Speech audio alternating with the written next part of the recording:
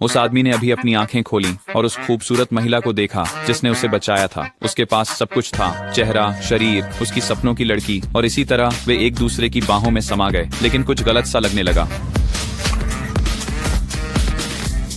पता चला कि यह वास्तव में पृथ्वी पर आखिरी महिला थी।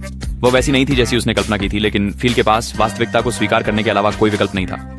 शुरुआत में उसने सोचा था कि एक महिला का साथ होना जीवन को बेहतर बनाएगा, लेकिन कैरल थी, उसके जैसा कुछ नहीं। वह वास्तव में स्टॉप साइन पर रुकती थी। होम डिपो पर उसने लाइनों के भीतर गाड़ी पार्क की। उसने तो फील के घर का सारा कचरा भी साफ कर दिया। फील इसे बर्दाश्त नहीं कर सका। उसने उसे वापस जंगल में छोड़ दिया। लेकिन अगले दिन कैरल उसके दरवाजे पर आ गई और बगल में रहने लगी। वह बहुत सीधे साधे तरीके से बोली। वह उसके साथ पृथ्वी की जनसंख्या बढ़ाना चाहती थी। फील, जो कि खुद को बहुत समझदार समझता था, वह, क्या आपने कभी वो वाक्यांश सुना है, मैं आपके साथ संभोग नहीं करूंगा अगर आप पृथ्वी पर आखिरी व्यक्ति बचे हों? लेकिन कैरोल बिल्कुल गंभीर थी। उसने यहाँ तक कि अपने उगाए हुए टमाटरों का उपयोग किया। चाल, फिल ने कहा कि उसे दिलचस्पी नहीं है, लेकिन रात में वह चुपके से उसके बगीचे में गया और उन टमाटरों को भूखे रैकून की तरह खा लिया। वे एक साथ रात का खाना खाए। ये वास्तव में अच्छा था। फिर कैरोल ने मिशन का जिक्र किया। फिल ने सहमति जताई, कहा कि वह पहले शॉवर लेने जाएगा। लेकिन जैसे ही चीजें असल होने वाली थीं, कैरोल बम गिरा दिया। वह पहले शादी करना चाहती थी। फिल भड़क उठे, क्या तुम मजाक कर रही हो? हम आखिरी लोग हैं और तुम अभी भी शादी की बात कर रही हो? मैं तुम्हारे साथ शादी करने से तो बाहर मरना बेहतर समझूंगा। लेकिन मुश्किल से 10 सेकंड भी नहीं हुए थे कि फिल ने पलट कर कहा, ठीक है, हम शादीशुदा हैं। उन्होंने खुद को इस तरह समझाया और कोई नहीं बचा है। ये सिर्फ एक कागज का टुकड़ा है, चलो इसे निपटा देते हैं। लेकिन कैरोलिन ने इस शादी को गंभीरता से लिया। हर विवरण की योजना बनाई, यहाँ तक कि नैपकिन तक। फिल को केवल एक काम दिया गया था, एक अंगूठी लाना। लेकिन उसे परवाह नहीं थी, वह बस मस्ती करता रहा। शादी के दिन जब अंगूठियों का आदान प्रदान करने का समय आया